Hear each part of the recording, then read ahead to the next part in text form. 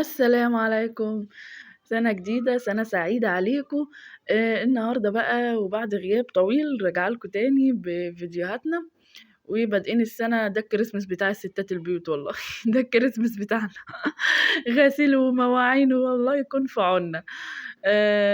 الحمد لله.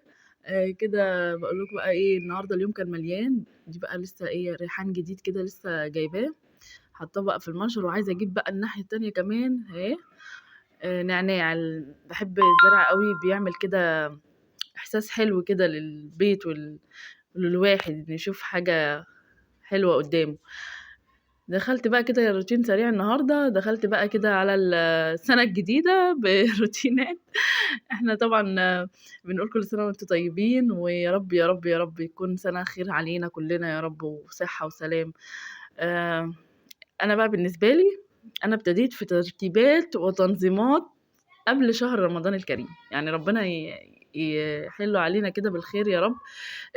قُلت بقى أرتّب بقى كده دنيتي والشقة كل تفصيلة فيها كده الواحد لو ناسيها هيضبّطها.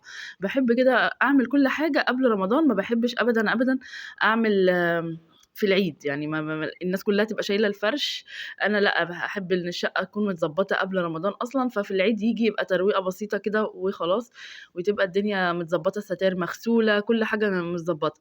تلاجتي بقى هنا يا تلاجتي، التلاجة بتاعتي بقى كل شوية مش عارفة ليه، كل شوية بقى إيه باضبّط فيها وما بتتضبّطش في الآخر، يعني الولاد طبعًا بيفتحوا كل حاجة بقى إيه تتقلب، وأنا باحبها منظّمة كده ونضيفة، فبالمرّة كده قُمت عاملاها، كنت مطلّعة الأرفف بتاعتها يعني وكنت قُلت أعملها بالمرّة بقى مع المواعين مع الحاجات. اليوم ده كان بدري شوية، هو عندي بقى لي 15 يوم عندي مشكلة، مش عارفة أنزّل لكم فيديوهات خالص بسبب النت، يعني كل شهر لازم في نُص الشهر يحصل مشكلة، مش عارفة ليه يعني. ومش هنقول غير الحمد لله بقى، والحمد لله رجع وإيه، هنكمّل مع بعض إن شاء الله، إن شاء الله يعني بإذن الرحمن هاحاول كل يوم كده ننزّل فيديو جديد مع بعض. فاليوم ده كنت مصوراه قديم عشان إيه، كنت ناوية أنزّله لكم قبل ما النت يقطع فقررت كده أنزّله لكم بقى إن شاء الله لمّا رجع، ويعني ده كان يوم قديم.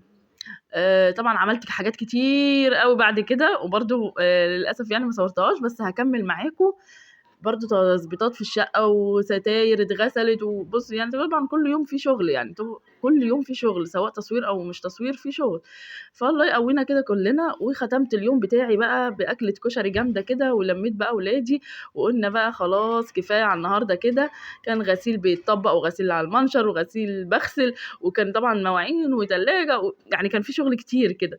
فكده خلاص بقى آخر حاجة كانت الغدا، وأشوفكم في فيديو جديد، ما تنسونيش بقى بلايكاتكم الجميلة، وكده كان خلاص وقت الغدا، أشوفكم في فيديو جديد، مع السلامة.